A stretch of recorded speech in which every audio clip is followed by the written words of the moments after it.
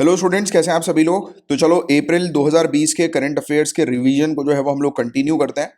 Right, ये prelims 2021 exam को target करते हुए रिवीजन सीरीज जो है वो मैं कंडक्ट करवा रहा हूँ।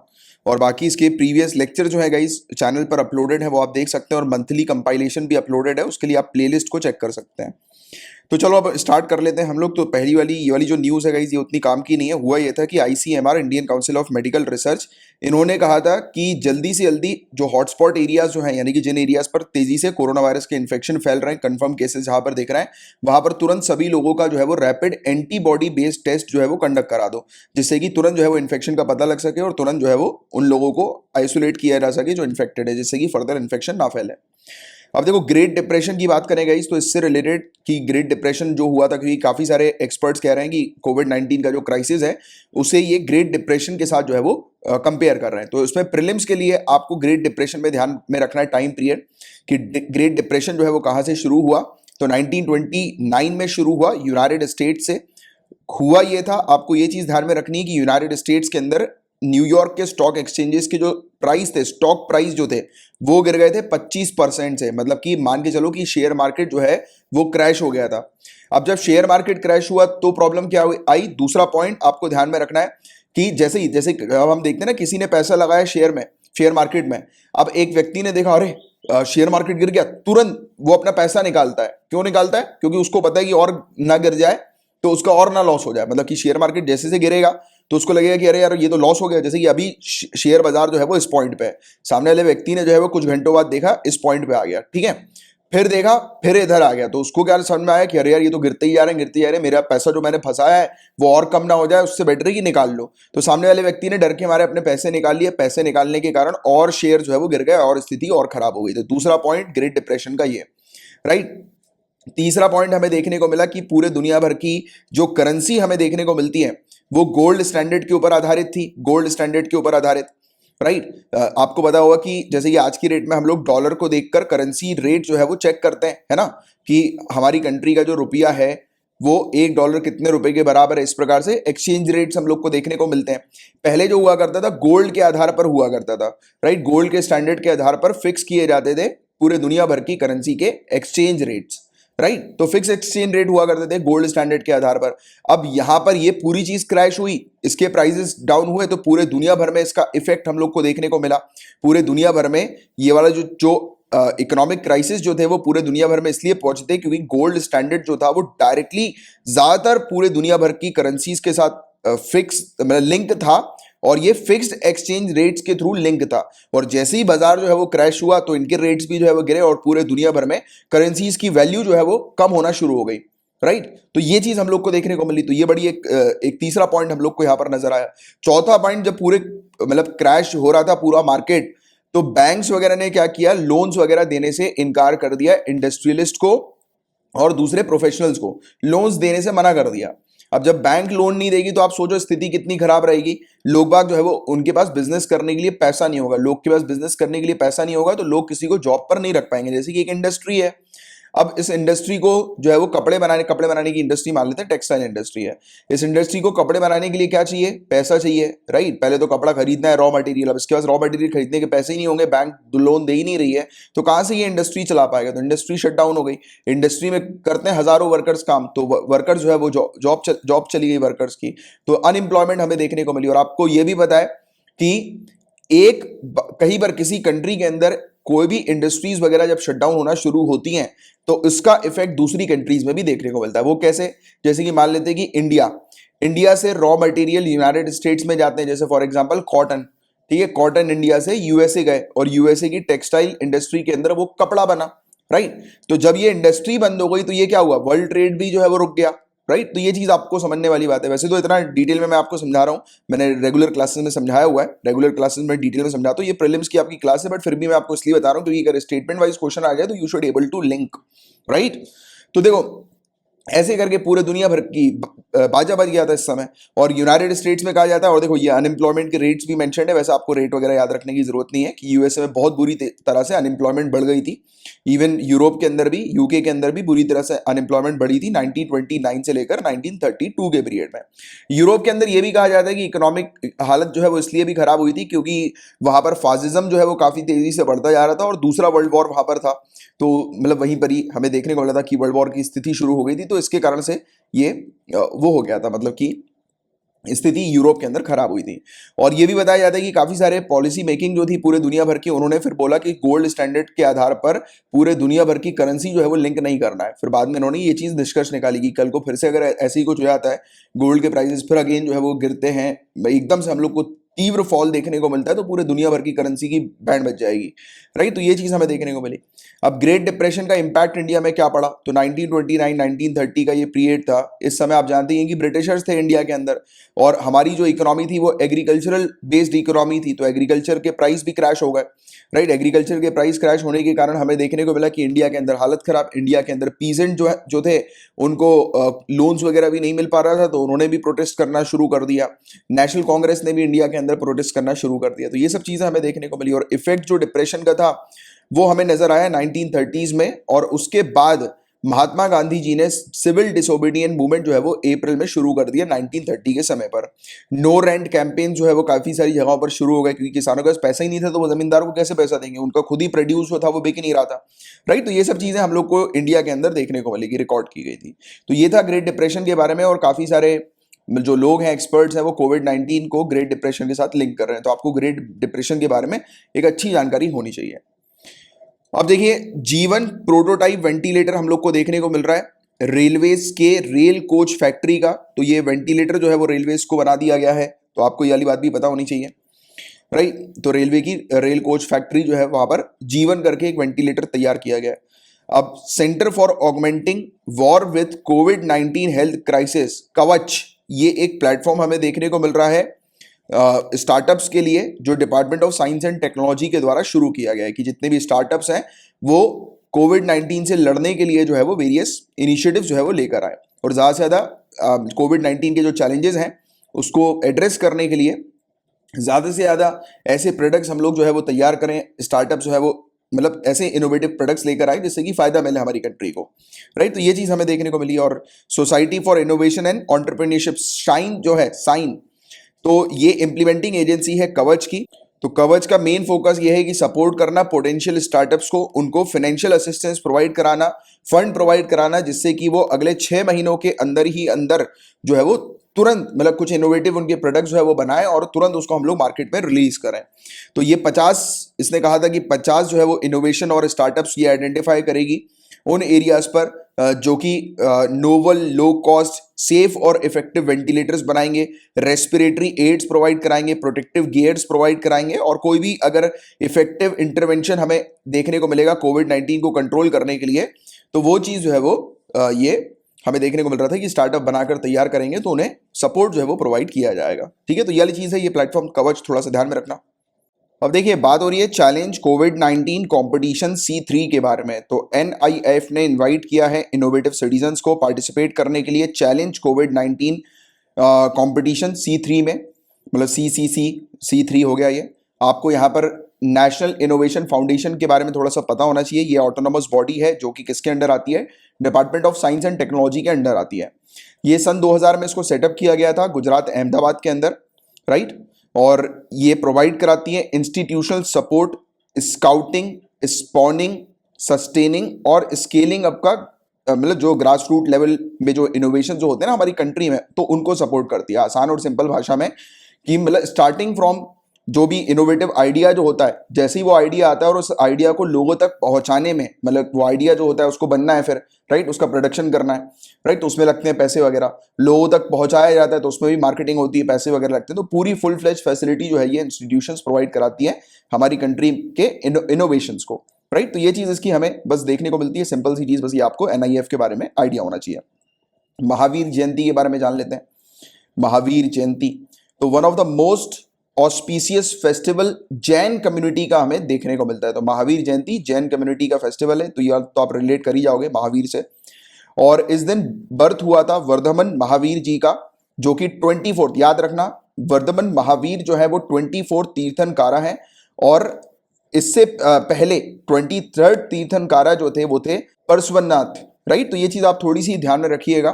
टेक्स्ट के अकॉर्डिंग भगवान महावीर जो है इनका जन्म हुआ था 13वें दिन, राइट, जब चैत्र महीने का जो 13वां दिन जो हमें देखने को मिलता है ना, मतलब हाफ मून जो होता है वो ब्राइट हाफ मून जब हमें नजर आता है, तो उस समय जो है वो इनका जन्म हुआ था। ग्रेगोरियन कैलेंडर के अकॉर्डिंग महावीर जयंती जो है वो यूजुअली सेलिब्रेट की जाती है मार्च या फिर अप्रैल में, और 2020 में महावीर जयंती 6 अप्रैल को सेलिब्रेट की गई थी। ये आपको ये सब चीजें नहीं ध्यान में रखनी है, बट हाँ ग्रेगोरियन कैलेंडर के अकॉर्डिंग मार्च अप्रैल बस ध्यान में रखना। तो लोग बाग जो होते हैं गाइस, यानी कि जैन धर्म के जो लोग होते हैं वो रथ यात्रा करते हैं जिसपे भगवान महावीर सवार रहते हैं। पता होगा ये वाली बात आप लोगों को, आप अगर जैन कम्युनिटी से बिलोंग करते होंगे तो you know it very well. अगर नहीं करते होंगे तो आपने देखा होगा कि जब महावीर जयंती होती है तो एक रथ जो है वो निकलता है जैन कम्युनिटीज का, राइट। और इसके अलावा सतवंश को रिसाइट किया जाता है, या फिर जैन प्रेयर्स होती हैं, ये जैन प्रेयर्स जो है वो बोलते हुए वो रथ को जो है वो निकालते हैं। और भगवान जो होते हैं उनका जो स्टैचू होता है तो उसका अभिषेक किया जाता है, राइट। और महावीर जो है वो क्या सिखाते हैं, अहिंसा को वो सिखा के गए। अहिंसा यानी कि नॉन वॉयलेंस, सत्य मतलब कि सभी सच बोलो, अस्तीय मतलब कि चोरी मत करो, ब्रह्मचार्य चैस्टिटी जो है वो फॉलो करो। इसके अलावा नॉन अटैचमेंट होना चाहिए, अपरिग्रह होना चाहिए, मतलब कि किसी भी मटेरियलिस्टिक थिंग से आप अपना अटैचमेंट मत रखो, या फिर even non materialistic things also, जैसे कि लोगों के साथ भी किसी प्रकार का किसी भी वस्तु से या लोग से कोई अटैचमेंट नहीं रखना है। तो ये सब सीख जो है वो महावीर सिखा के गए थे। और मैं कभी सीरीज आपको पता होगा, शायद आप लोग अगर रेगुलरली फॉलो करते होंगे चैनल को, तो हमारा एक और चैनल है जनरल स्टडीज का, राइट। तो उस चैनल पर उसकी लिंक आपको डिस्क्रिप्शन में मिल जाएगी। मैंने रिवीजन सीरीज जो है वो शुरू कर दी है जिसमें आपको इंडस वैली सिविलाइजेशन को पूरा पढ़ाया हुआ है, राइट, मतलब रिवाइज आपका करवाया हुआ है। और फिर वैदिक कल्चर को हमने पूरा डिस्कस किया, लेटर वैदिक पीरियड और मतलब अर्ली वैदिक पीरियड दोनों ही इसमें कवर किया हुआ है। और अभी जो है वो बुद्धिज्म, जैनिज्म, ये सब टॉपिक्स जो है वो आने वाले हैं, तो अगर आप चाहें तो वो फॉलो कर सकते हैं और उस पर बने रहिए, क्योंकि जो चीज मैं पढ़ा रहा हूँ वो आपकी श्योर शॉर्ट प्रीलिम्स में आती है। अब देखिए लेजिस्लेचर की सैलरी जो है वो कट हो गई 30% से। यूनियन कैबिनेट ने अप्रूव कर दिया एक ऑर्डिनेंस को, और जो लेजिस्लेचर जो है हमारी कंट्री के, तो मेंबर ऑफ पार्लियामेंट एक्ट 1954 का जो अलाउंस एंड पेंशन जो है ना, सैलरी अलाउंस एंड पेंशन, तो उसको अमेंड कर दिया, और उसके तहत 1 साल के लिए एमपीज की सैलरी जो है वो काट दी 30% की, राइट, कटौती हो गई, क्योंकि ये कॉन्ट्रीब्यूशन है एक प्रकार का, राइट, कोविड-19 में इंडिया को, राइट, या क्योंकि इंडिया का फाइनेंस स्ट्रक्चर काफी ज्यादा खराब हो गया, तो इसलिए ये एक हमें देखने को मिला कि एमपी जो है उनकी सैलरी 30% काट दी गई। तो इसको लेकर ये टॉपिक था। अब कंसोलिडेटेड फंड ऑफ इंडिया क्या होते हैं गाइस, तो इसके अंदर वो पैसा होता है जो कि सरकार रिसीव करती है टैक्सेस के थ्रू। क्या ऐसा है? हाँ बिल्कुल सही है।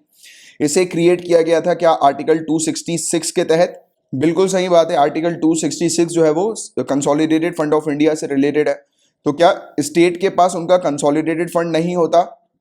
गलत, स्टेट्स भी अपना कंसोलिडेटेड फंड जो है वो मेंटेन करती है, ठीक है।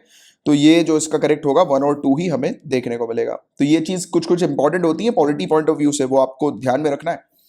अब डोमेस्टिक वायलेंस हमारी कंट्री के अंदर लॉकडाउन के समय पर काफी ज्यादा बढ़ गया था, राइट। तो इसको लेकर एक आर्टिकल था, ये प्रीलिम्स के लिए आपके लिए बिल्कुल इंपॉर्टेंट नहीं है, right, but mains point of view से इंपॉर्टेंट है। और मेंस की तैयारी रेगुलर लेक्चर्स में मैं आपकी करवाता हूँ, प्री मेंस दोनों की डिटेल में। यहाँ पर हम लोग मेनली सिर्फ फोकस कर रहे हैं प्रीलिम्स के ऊपर, बट आपको थोड़ा सा protection of women from domestic violence act 2005 ये पता होना चाहिए। तो ये जो कानून है गाइज, ये मतलब इफेक्टिव प्रोटेक्शन महिलाओं को प्रोवाइड कराने के पर्पस के लिए इसको लाया गया था, protection of women from domestic violence act 2005। तो ये वाली चीज आप थोड़ी सी ध्यान में रखिएगा। डोमेस्टिक वायलेंस एक्ट 2005 जो था, ये पहला सिग्निफिकेंट अटेम्प्ट था हमारी कंट्री के अंदर डोमेस्टिक अब्यूज को रिकॉग्नाइज करने का, प्लस उसे पनिशेबल ऑफेंस बनाने का, क्योंकि पहले डोमेस्टिक अब्यूज को रिकॉग्नाइज ही नहीं किया जाता था। तो ये वाली चीज भी आप थोड़ी सी मेंस में भी उपयोग कर सकते हैं, और इसके बारे में भी आपको पता होना चाहिए। और पूरे इंडिया के अंदर ये एप्लीकेबल है, जम्मू एंड कश्मीर को छोड़कर। बट अब जब से आर्टिकल 370 रिपील हुआ है, तो ये जो कानून होगा वो जम्मू एंड कश्मीर में भी एप्लीकेबल है। यूटी जो है ना, दोनों जम्मू कश्मीर लद्दाख, वहां पर भी एप्लीकेबल है। और इसके अलावा इसका मेन एम ये है कि महिलाओं को फिजिकल, सेक्सुअल, वर्बल, इमोशनल और इकोनॉमिक अब्यूज जो उनको घर में वो सहती हैं, तो उससे उन्हें प्रोटेक्ट करना है। तो इसका ये मेन मकसद था। और 1983 में डोमेस्टिक वायलेंस जो था उसे रिकॉग्नाइज किया गया था एक स्पेसिफिक क्रिमिनल ऑफेंस के तौर पर जब इंट्रोड्यूस किया था सेक्शन 498 ए हमारे इंडियन पीनल कोड में। ये सेक्शन जो है वो डील करता है क्रूएल्टी बाय हस्बैंड या फिर उसकी फैमिली से मैरिड वुमेन की। तो जब भी घर महिला वगैरह जो होती है, मैरिड महिला जो होती है, तो उनके पति या फिर उस पति की जो फैमिली होती है वो अगर अत्याचार करती है महिलाओं के ऊपर, यानी कि उन महिला के ऊपर, मैरिड वुमेन के ऊपर, तो सेक्शन 498 ए जो है वो लागू होता है, राइट, यानी कि इसके खिलाफ कार्रवाई होती है। आर्टिकल 142 क्या कहता है हमारा? तो आर्टिकल 142 यूनिक पावर देता है ऑनरेबल सुप्रीम कोर्ट को कि honourable supreme court out of the box जाकर कंप्लीट जस्टिस प्रोवाइड करा सकती है। तो ये वाला जो आर्टिकल है ये कई बार न्यूज में आ चुका है, तो ये चीज बहुत अच्छे से आपको पता होनी चाहिए, राइट। जैसे होता है ना कि जैसे हम बोलते हैं कि कोर्ट जो है, कोर्ट सिर्फ हमें क्या चीज देखने को मिलती है कि कोर्ट जो है वो सिर्फ और सिर्फ लॉ बुक्स को देखती है, लॉ बुक्स को देखकर अपना डिसीजन देती है। बट ऑनरेबल सुप्रीम कोर्ट के पास ये पावर है कि वो आउट ऑफ द बॉक्स जाकर natural justice, complete justice provide कराने के लिए जो है मतलब सामने वाले को न्याय प्रोवाइड कराने के लिए ये पावर का उपयोग करती है आर्टिकल 142 के तहत, right. It says that the supreme court in exercise of its jurisdiction, supreme court का जो क्षेत्र अधिकार है जिसके आधार पर वो काम करती है, it may pass such decree, decree मतलब ऑर्डर ही होता है ये, और make such order as is necessary for doing complete justice in any cause or matter pending before it.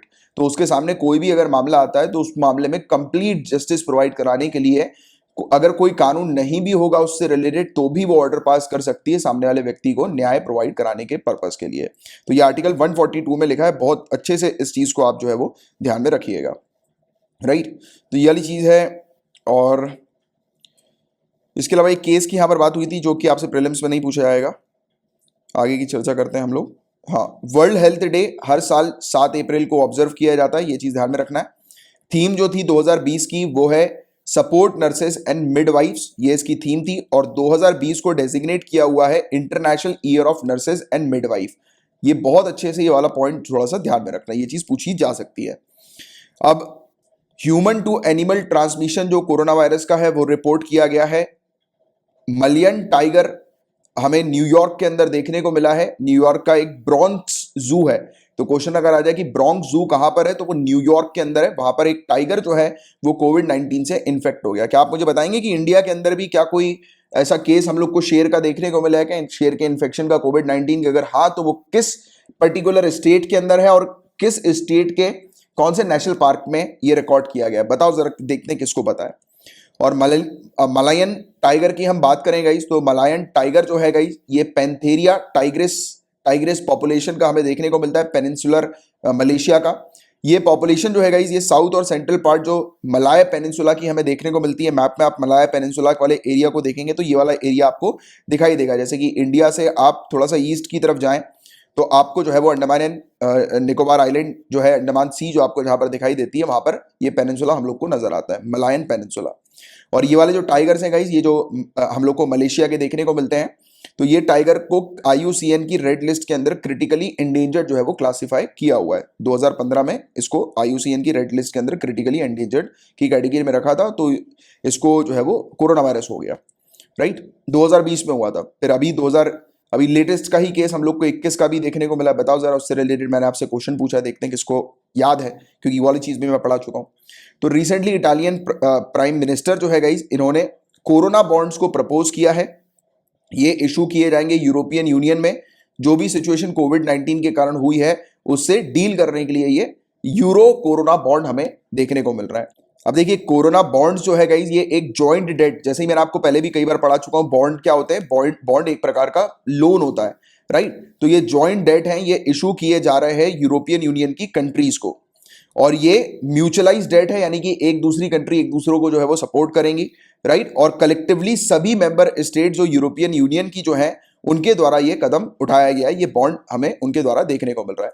ये फंड जो है गाइस ये आएगा यूरोपियन इन्वेस्टमेंट बैंक से, यूरोपियन इन्वेस्टमेंट बैंक है उससे निकाला जाएगा ये बॉन्ड, ये फंड। और कंट्रीज जैसे कि इटली, स्पेन, जो कि जहां पर बहुत ज्यादा डेथ के केसेस कोविड-19 के हमें देखने को मिले हैं, वो डिमांड कर रही थी कि इस प्रकार का फंड होना चाहिए जिससे कि वो इकोनॉमिक जो स्थिति उनकी जो खराब हुई है तो उससे वो निपट सकें इस प्रकार के डेट बॉन्ड से, राइट। तो ये चीज हमें देखने को मिल रही है। However Germany, Netherlands, Austria, Finland, जिन्हें फ्रूगल फोर कहते हैं, तो क्वेश्चन यहां से भी बन सकता है कि फ्रूगल फोर कंट्री के नाम बताओ जरा।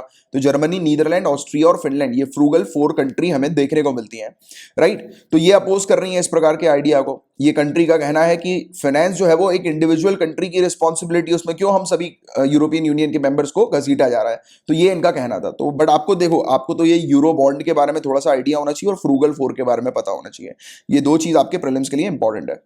अब देखिए बात करते हैं प्रधानमंत्री भारतीय जनऔषधि परियोजना के बारे में। तो कैंपेन जो है वो लॉन्च किया गया है डिपार्टमेंट ऑफ फार्मास्यूटिकल्स के द्वारा। यहाँ पर क्वालिटी मेडिसिन प्रोवाइड की जाएंगी हमारी कंट्री के अंदर, चालू हो ही गया। ये काफी पुराना इनिशिएटिव हमें देखने को मिलता है, जनऔषधि परियोजना। जनऔषधि केंद्र भी हम लोग को नजर आते हैं, आपको पता होगा इस चीज के बारे में, राइट, जिसके अंदर जेनरिक मेडिसिन जो है वो प्रोवाइड की जाती है। इसका मेन मकसद ये है इस पर्टिकुलर स्कीम का कि हमारी कंट्री के अंदर generic medicine store, medical store जो है वो ओपन हो, जेनरिक मेडिकल स्टोर्स, जहां पर ब्रांडेड मेडिसिन ना मिले, जेनरिक मेडिसिन मिले। और जेनरिक मेडिसिन आप जानते हैं कि काफी सस्ती मेडिसिन होती हैं, राइट, जेनरिक मेडिसिन, और अफोर्डेबल प्राइसेस में हमारी कंट्री की जनता को जो है वो मेडिसिन मिल जाए इस प्रधानमंत्री भारतीय जनऔषधि केंद्र के थ्रू, जिसके बारे में मैं भी आपको बता रहा था, राइट। और इसके अलावा ब्यूरो ऑफ फार्मा, तो bureau of pharma PSU of India जो है, बीपीपीआई है, ये इंप्लीमेंटिंग एजेंसी है प्रधानमंत्री भारतीय जनऔषधि परियोजना की। तो ये पॉइंट आपको थोड़ा सा बस ध्यान में रखना है। अब देखिए, फार्मासिस्ट पॉपुलरली नोन एज स्वास्थ्य के सिपाही, राइट, फार्मासिस्ट को स्वास्थ्य के सिपाही कहा गया है। और ये प्रधानमंत्री जन औषधि केंद्र के फार्मासिस्ट हैं, मतलब कि वो मेडिकल में जो हम लोग को फार्मासिस्ट देखने को नहीं मिलते, जो हमें दवाइयां देते थे, तो वो है, इनको स्वास्थ्य के सिपाही कहा जा रहा है। ये एसेंशियल सर्विसेज और मेडिसिन जो है वो पेशेंट के घर घर तक जाकर डिलीवर कर रहे हैं इस पर्टिकुलर स्कीम के तहत। तो इसलिए ये टॉपिक न्यूज में आया था। अब telecom dispute settlement and appellate tribunal की यहाँ पर बात हो रही है, नाम से समझ में आ जाना चाहिए। जो टेलीकॉम से रिलेटेड जितने भी मामले होते हैं, जितने भी डिस्प्यूट्स होते हैं, उसको सेटल करने के लिए ये हम लोग को ट्राइब्यूनल, एक कोर्ट हम लोग को देखने को मिल रही है, राइट। तो जो भी डिस्प्यूट होते हैं उसको सेटल करना, डिस्पोज करना, राइट, कि जो भी ऐसे डिस्प्यूट जो कि सर्विस प्रोवाइडर को प्रोटेक्ट करें और जो कंज्यूमर है टेलीकॉम सेक्टर के, उनको प्रोटेक्ट करें। तो जैसे कई बार होता है ना, कंज्यूमर के बीच में और टेलीकॉम कंपनी के बीच में कोई डिस्प्यूट हो गया, या एक टेलीकॉम कंपनी या दूसरी टेलीकॉम कंपनी के बीच में कोई डिस्प्यूट हो गया, तो उसके केसेस जो होते हैं वो यहाँ पर आते हैं, right, telecom dispute settlement and appellate tribunal में। तो ये चीज हमें देखने को मिलती है। इसे telecom regulatory authority of India act 1997 के द्वारा बनाया गया। इसका हेडक्वार्टर हमें न्यू दिल्ली के अंदर देखने को मिलता है। सन 2000 में इसको स्टैब्लिश किया गया। इसके अंदर हम लोग को एक चेयरपर्सन और 2 मेंबर्स देखने को मिलते हैं। सुप्रीम कोर्ट ने एक्सटेंड किया है टेन्योर इनके चेयरमैन का, तो दैट्स वाई ये टॉपिक हम लोग को न्यूज में देखने को मिला था, राइट। और ये 3 महीने से एक्सटेंड कर दिया गया। अब दिल्ली का 5T वॉर कोरोना वायरस के अगेंस्ट जो हमें देखने को मिल रहा है, 5T के अंदर है टेस्टिंग। सबसे पहले टेस्ट करो, ट्रेस करो, जो व्यक्ति जो है, मतलब कि जो भी कोरोना वायरस पॉजिटिव है उसको ट्रेस कर लो, उसको सही करो, ट्रीट करो, टीम वर्क के साथ काम करो और मॉनिटरिंग करते रहो। तो ये दिल्ली का 5T वॉर हमें देखने को मिला है कोरोना वायरस के अगेंस्ट। तो ये टॉपिक न्यूज में था। GISAID की बात करें गई तो ये ग्लोबल इनिशिएटिव हम लोग को initiative on sharing all influenza data हमें देखने को मिल रहा है कि जितने भी इन्फ्लुएंजा से रिलेटेड डेटा है वो पूरे दुनिया भर में शेयर किए जाए। तो इंडिया ने जो है वो इस इनिशिएटिव के through 9 whole genome sequence, genome जो होता है वो एक सेट ऑफ डीएनए हम लोग को देखने को मिलता है, राइट, डीएनए का कंप्लीट सेट। तो इंडिया ने जो है वो 9 होल जीनोम सीक्वेंस जो है वो कोरोना वायरस के GISAID के साथ शेयर किए हैं। और इसे शेयर किया गया है NIV के द्वारा, national institute of virology Pune के द्वारा, राइट। और इंडिया जो है वो 5वीं कंट्री बन गई है जिसने पूरे दुनिया भर में जीनोम सीक्वेंस जो है वो कोरोना वायरस के तैयार किए हैं, या कोविड-19 के जीनोम सीक्वेंस तैयार किए हैं और इंटरनेशनल कम्युनिटी के साथ अपने डेटा को शेयर किया है। अब GISAID की बात करें गई तो ये एक पब्लिक प्लेटफॉर्म है जिसको शुरू करने वाली बॉडी है WHO। 2008 में इसको शुरू किया गया था कंट्रीज के लिए कि कंट्री अपने जीनोम सीक्वेंसेस वायरस के या किसी के भी जो कि पूरे दुनिया भर में खतरा नजर आती है, जिस प्रकार की बीमारियां, तो उनके वायरस या उनके जीनोम सीक्वेंस जो है वो शेयर करें। 2010 में फेडरल रिपब्लिक ऑफ जर्मनी जो है गाइस, ये ऑफिशियली इसने होस्ट किया था GISAID प्लेटफॉर्म को 2010 में। 2013 में यूरोपियन कमीशन ने रिकॉग्नाइज किया इस प्लेटफॉर्म को एक रिसर्च ऑर्गेनाइजेशन और पार्टनर के तौर पर प्रीडेमिक्स कंसोर्टियम के, जो कि एक प्रोजेक्ट हम लोग को देखने को मिलता है, preparedness, prediction, prevention of emerging zoonotic viruses with pandemic potential using multi disciplinary approaches. तो ये हम लोग को एक प्रोजेक्ट देखने को मिलता है इसका यूरोप का, राइट। तो उन्होंने भी जो है वो इसको जो है वो रिकॉग्नाइज किया हुआ है एक रिसर्च ऑर्गेनाइजेशन के तौर पर।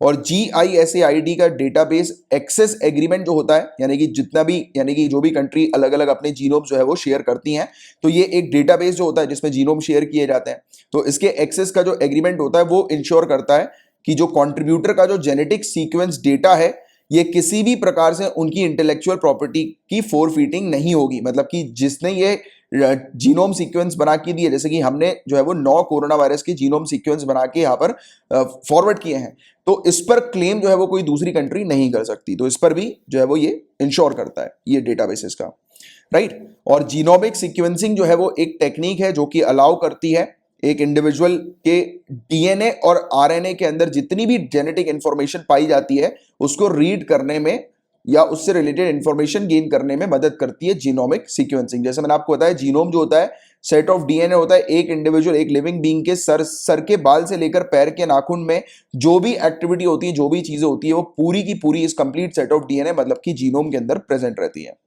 राइट। जीनोम सीक्वेंसिंग कोविड-19 के लिए समझना क्यों इतना ज्यादा जरूरी है, तो ये चीज आपके प्रीलिम्स के लिए इतनी इंपॉर्टेंट नहीं है, राइट। अब बात करते हैं nCoV sense rapid test device. ये हमें देखने को मिल रही है कोविड-19 को 10 से 15 मिनट में डिटेक्ट करने के लिए तैयार की गई।